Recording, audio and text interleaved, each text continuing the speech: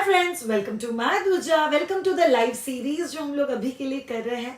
ऐसी कौन सी 10 चीजें हैं वो डिलीवरी के बाद कभी भी नहीं करनी चाहिए। ओके, बाय द वे, आप लोग का अभी भी डिलीवरी हुआ है या आपका डिलीवरी होके बहुत सारे दिन हो गए तो भी ये पर्टिकुलर आपके लिए कमाल का काम करेगा। इधर ये आपको बहुत ज्यादा क्लैरिटी देगा, इधर ये आपको बताएगा कि आज अगर आपके साथ कोई इशू हो रहा है तो उसके पीछे क्या वजह है। तो चलिए शुरू करते हैं। एक फर्स्ट चीज जो कभी भी डिलीवरी के बाद नहीं करना है वो मतलब बहुत ज्यादा घी का कंजम्पशन करना। याद रखना, डिलीवरी के बाद आपका मूवमेंट्स एज सच कम हो गया है। आप कंपैरेटिवली घर के काम या स्ट्रेस वाले काम या मेंटल वर्क में कम इन्वॉल्व हो।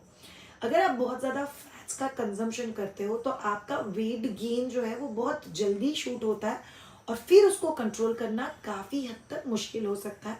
इसीलिए आपको उस चीज़ का ख्याल रखना है। दूसरी चीज़ जो कभी भी करने की ज़रूरत नहीं है इस दिन भर स्कार्फ पहन के घूमना। लिटरली बहुत सारे लोग हमें बोलते हैं, बाप रे, अगर हम लोग कान नहीं ढकेंगे तो घर वाले कितना डांटेंगे, कान में हवा भर जाएगी, कान में हवा भरने से आप कंप्लीटली मोटे हो जाओगे। That's a complete myth. Delivery के बाद कान को मतलब सिर को और कान को स्कार्फ से ढकने की कोई ज़रूरत नहीं है। It's absolutely normal. इनफैक्ट अगर आप पीएचडी मतलब स्पेशली आयुर्वेदा में जो कंसेप्ट है कि वात घूमता है, हवा भर सकती है, वो लोग भी आपको बोलेंगे कि अगर आपको ठंड लग रही है तो आप लोग कान में रुई डाल दो, बट उससे ज़्यादा और कुछ भी करने की ज़रूरत नहीं है। तो इन चीज़ का ख्याल रखना। तीसरा चीज़ अगेन जो करने की बिल्कुल भी ज़रूरत नहीं है, आपको लोग बोलते हैं तू सो जा, तेरे कमर में दर्द हो रहा है, तू सो जा, बस तू पूरा दिन रेस्ट कर, खा और सो जा, खा और सो जा। ऐसे मत करना, तो खाओगे बढ़ोगे, खाओगे बढ़ोगे। So you have to take care of this. याद रखो ऑल ऑफ यू, डिलीवरी के बाद आप कोई पेशेंट नहीं हो जो बेड रेस्ट पे शिफ्ट हो गए। अनलेस आपको तकलीफ हो रहा है, that's another story, but otherwise ये मिस्टेक नहीं करना है हम लोग को। So you have to take care of this. चौथा चीज जो कभी भी नहीं करना है, बच्चे को दूसरों के पास संभालने के लिए नहीं देना है। बच्चा आपके पास होना चाहिए, बच्चा आपके साथ होना चाहिए और आप लोगों को ध्यान में रखना है कि आप बच्चे को ज़्यादा ऑफन ब्रेस्ट फीडिंग के लिए लो, तो ये आपको बहुत ज़्यादा हेल्प करेगा। पांचवा मिस्टेक, प्लीज बच्चों को दूध की बॉटल नहीं देना है। ये डिलीवरी के बाद होने वाला मिस्टेक है। कई सारे कंसल्टेशन के लिए जब भी लोग आते हैं वो लोग कहते हैं कि श्रेया, मेरा सी सेक्शन था और सी सेक्शन के बाद मुझे तो पता भी नहीं था, 2 दिन मुझे बच्चे को दिया ही नहीं, तो मेरे बच्चों को बॉटल हॉस्पिटल में इंट्रोड्यूस करवा दिया था। प्लीज़ याद रखो all of you, first 40 days बच्चे को किसी भी हालत में बॉटल का इंट्रोडक्शन नहीं होना चाहिए। ये आपको कभी भी नहीं करना। नंबर 6 जो आपको नहीं करना है, मतलब किसी भी चीज़ को बहुत लिक्विड लिक्विड करके नहीं खाना है। हमारे कल्चर में भाकरी को पूरा पतलू करके उसमें पतला सा मूंग का दाल डाल के फिर उसमें मेथी का सब्जी डाल के एकदम पतला पतला पतला पतला करके देता है। और उसके पीछे वजह क्या बोलते हैं पता है? तुम सब कुछ पतला पतला खाओगे ना तो बच्चे के लिए बहुत अच्छे से पतला पतला दूध निकलेगा। कोई कनेक्शन नहीं। पुराने ज़माने में मदर्स को बहुत सारे बच्चे होते थे, उनके पास इतना टाइम नहीं था आराम से बैठ के खाना खाने के लिए, इसीलिए they used to prefer to those tricks. इसका मतलब ये नहीं कि आपको वैसा कुछ भी करना है। तो पतला पतला खाने की कोई ज़रूरत नहीं है, नॉर्मल लोगों की तरह खाओ। नंबर 7, याद रखो ऑल ऑफ यू, बहुत सारे फैमिली मेम्बर्स बोलते हैं कि आपको फ्रूट्स बिल्कुल भी नहीं खाना है। आपको ये चीज़ करने की कोई ज़रूरत नहीं। आप सब लोगों को कंपलसरी फ्रूट्स खाने हैं, बिकॉज फ्रूट्स खाने से दूध का क्वालिटी इम्प्रूव होता है। उसी के साथ आप लोगों का फ्रूट्स खाने से आपके दूध का क्वालिटी इम्प्रूव होता है। उसी के साथ फ्रूट खाने से आपका इम्यूनिटी स्ट्रांग होता है और वो आपको बहुत ज़्यादा हेल्प करेगा। कभी भी नहीं करने वाली चीज़ नंबर 8, खुद को दूध की दुकान नहीं करना है। बहुत सारे स्टूडेंट्स मुझे बोलते हैं कि हम लोग आधा लीटर दूध पीते हैं, हम लोग 1 लीटर दूध पीते हैं। खुद की बॉडी को दूध का दुकान नहीं करना है। इनफैक्ट डिलीवरी के बाद कॉन्स्टिपेशन बहुत ज़्यादा कॉमन है। अगर आप दूध लेते हो तो कॉन्स्टिपेशन बढ़ेगा। अगर आप too much excess amount of दूध लेते हो तो आपका बाकी का खाना कम हो जाएगा। बाकी का खाना कम लोगे तो उसमें जो न्यूट्रिशंस या जो न्यूट्रिएंट्स नेसेसरी है आपके बॉडी के लिए वो आपको मिलना कम हो जाएगा, जो आप लोग अफोर्ड नहीं कर सकते। तो फिर आपको ध्यान में रखना है कि ये चीज़ काम नहीं करेगी। 9th चीज़ जो आपको नहीं करना है, ऐसा नहीं सोचना है कि मैंने अगर पेट बांधा तो ही मेरा पेट फ्लैट होगा, और मैंने अगर पेट नहीं बांधा तो मेरा पेट छूट जाएगा। That's a complete myth. याद रखो, पहली बात, पेट बांधने की वजह से पेट कम नहीं होता, पेट नहीं बांधने की वजह से पेट बढ़ता नहीं।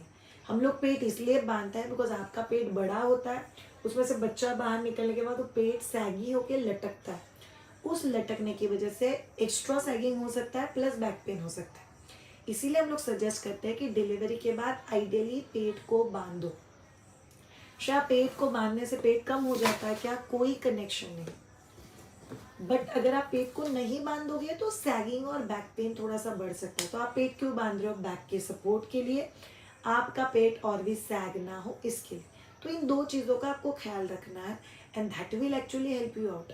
ये चीज़ मत सोचो कि वो मैंने पेट नहीं बांधा था ना। पेट कितने दिन तक बांधना होता है? शायद 3 महीने तक से पेट बांधना है आपको, और वो ज़रूरी है। सीजर हो तो 6th या 7th डे के बाद, अगर नॉर्मल डिलीवरी है तो आपको ऑलमोस्ट 2nd डे से ही आप पेट को बांध सकते हो, but that actually helps. 10th thing जो कभी भी मत करना डिलीवरी के बाद, ब्रा नहीं पहनना। बहुत सारे लोग का मिथ होता है कि अगर आप ब्रा पहनोगे तो ब्रेस्ट फीडिंग बहुत डिफिकल्ट जाएगा, अगर आप लोग ब्रा पहनोगे तो निपल अंदर चले जाएंगे, अगर ब्रा पहनोगे तो मिल्क सप्लाई में फ़र्क हो जाएगा। कोई कनेक्शन नहीं। खुद की दादी या मम्मी को पूछो, वो लोग ब्रा नहीं पहनते थे तो क्या पहनते थे? ब्लाउज पहनते थे। So there was a support to breast. हम लोग ब्रा नहीं पहनते तो कुछ भी नहीं पहनते, विच इज़ बैड, बिकॉज अगर ब्रेस्ट सैगिंग एक बार इनिशिएट हो गया तो वो वापस रिवर्स टर्न लेके पीछे नहीं आता। तो ये चीज़ आपको कभी भी नहीं करना है कि आप ब्रा पहनना छोड़ दो। तो all of you please understand, ये 10 चीज़ें डिलीवरी के बाद करने की कोई ज़रूरत नहीं है। डिलीवरी के बाद का आपका केयर आपके हिसाब से रखो। हम लोग और बहुत सारी सीरीज आपके लिए लेके आ रहे हैं। इट्स लाइक 10 का सीरीज। सो हम लोग 10 के सीरीज में बात करेंगे baby care, baby intelligence, baby development, baby food, toddler food, pregnancy, post delivery care, labour preparation care, breast feeding care. So आपके लिए हम लोग बहुत कुछ लेके आ रहे हैं। So keep following us. याद रखो all of you, on YouTube we are growing as a family. अगर आप लोगों में से कोई इंस्टाग्राम पे है तो do follow us. We are really looking forward to build Instagram family as well. हम लोग दोनों ही जगह पे बहुत अच्छा कंटेंट डालने की कोशिश कर रहे हैं, जिससे आपको भी हेल्प होगा और लॉन्ग टर्म आपको क्लैरिटी जाएगा। Thank you so much all of you. Love you so much Shivani. Thank you so much dear. अरे हम ब्रा पहनना खूब आफ्टर बेबी, सच्ची था, हमको मना किया था लोगों ने। लोग ही मना करते हैं। Please do videos on baby sleeping. This is the most important thing for being a peaceful mother. Pradna, we have a course on baby sleeping, but I will be doing a video on baby sleeping as well. Delivery के बाद 7 days से feeding bra use करती हूँ। Very good. Hello, you help me a lot through your videos. May Allah showers His blessing upon you. Thank you so much, Saima. Videos are always very helpful. Thank you, Neeru. It means a lot. मैंने नहीं बांधा है पेट, but फिर भी अंदर हो गया है। नो शिवानी, अगर पेट नहीं बांधा है और अंदर हो गया है, मतलब पेट का स्ट्रेंथनिंग बैक टू नॉर्मल नहीं हुआ है। आपका टेंडेंसी ही इसीलिए वो पेट वापस कम हो गया। तो प्लीज़ आप लोग कोशिश करो कि आप अगर पेट बांधोगे तो इट्स एनी टाइम बेटर। अगर 3 महीने ऑलरेडी हो चुके हैं तो फिर आपको डायस्टेसिस रेक्टा और पेल्विक फ्लोर स्ट्रेंथनिंग पे काम करने की जरूरत है। सो ऑल ऑफ यू, ये हो गए आज के questions. Thank you so much all of you. Have a great time. See you all tomorrow with another YouTube live, and bye.